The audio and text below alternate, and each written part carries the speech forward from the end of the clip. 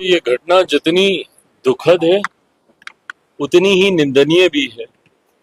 जिस तरीके से आतंकवादियों के द्वारा इस कायराना हरकत को अंजाम दिया गया है, उम्मीद नहीं पूरा विश्वास है आज की तारीख में भारत का नेतृत्व एक ऐसी मजबूत इच्छा शक्ति वाले प्रधानमंत्री के हाथ में है जिन्होंने इससे पूर्व में भी, जब पुलवामा में भी ऐसी घटना घटी थी, तब भी आतंकवादी और उनके संरक्षक उनको मुंह तोड़ जवाब देने का काम किया था। आज पहलगांव में जिस तरीके से ये घटना घटी, इस पर भी उन्हीं की भाषा में उतना ही मजबूत जवाब देने का काम हमारी सरकार करेगी, जिसकी शुरुआत कुछ नीतिगत फैसलों से की जा चुकी है।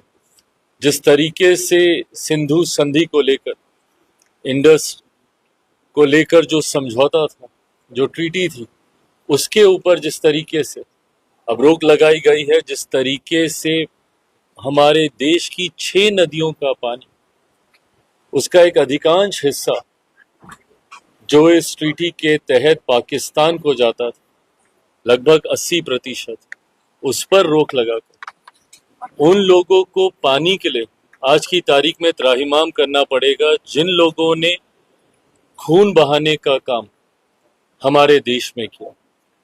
ये शुरुआत है, आने वाले दिनों में कई और मजबूत कदम हमारा देश भारत लेगा। इस बात में कहीं कोई संदेह नहीं है कि जितनी मर्माहत करने वाली ये घटना है, जितना दुख और उसके साथ जो आक्रोश देश की जनता के भीतर है, वही भावना हमारी सरकार और हमारे प्रधानमंत्री के भीतर है। जरूर उस भावना का सम्मान करते हुए जिस जवाब का इंतजार हमारा देश कर रहा है, ये उन आतंकवादियों को और उनके संरक्षक देशों को दिया जाएगा।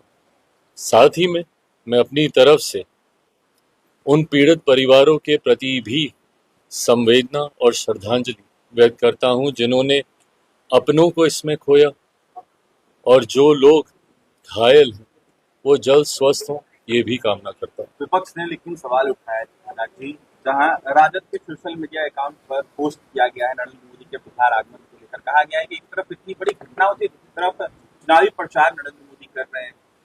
दिक्कत ये है ना कि इन लोगों को हर चीज में राजनीति दिखती है। मेरे प्रधानमंत्री अपना कार्यक्रम छोड़कर आधी रात में वापस देश आते हैं। जब उनका सऊदी में कार्यक्रम लगा होता है, उस यात्रा को आधे में छोड़कर वापस आते हैं। मध्य रात्रि से ही नहीं, जिस वक्त ये घटना घटी है उस वक्त से निरंतरता में वो संपर्क स्थापित करते हैं। गृह मंत्री हो, रक्षा मंत्री हो, जितने संभावित विभाग के अधिकारी हैं, उनके साथ आते ही बैठकों का दौर शुरू करते हैं। एक के बाद एक कड़े फैसले लिए जाते हैं। ऐसे में जब आप इन तमाम विषयों पर भी राजनीतिकरण करने लगते हैं, ये हमारे देश की छवि अंतर्राष्ट्रीय स्तर पर गलत दृष्टि में दिखाता है। आज ये समय नहीं है राजनीति करने का। और आज वो जिस कार्यक्रम में आए हैं, अगर इस बात की जानकारी विपक्ष के लोगों को नहीं है तो जानकारी ले। ये उन गरीब लोगों के लिए वो आए हैं जो गरीब कल्याण की योजनाओं के लाभार्थी हैं। उनका हक, उनका अधिकार उनको देने यहाँ पर आए, किसी चुनावी प्रचार में नहीं आए। आज हमारे प्रधानमंत्री जी का भाषण भी देख लीजिए, कौन से विपक्ष के ऊपर उन्होंने प्रहार किया। सिर्फ उन्होंने केंद्र सरकार की नीति, लाभार्थियों को योजना के बारे में उन्होंने लाभ देने का काम किया।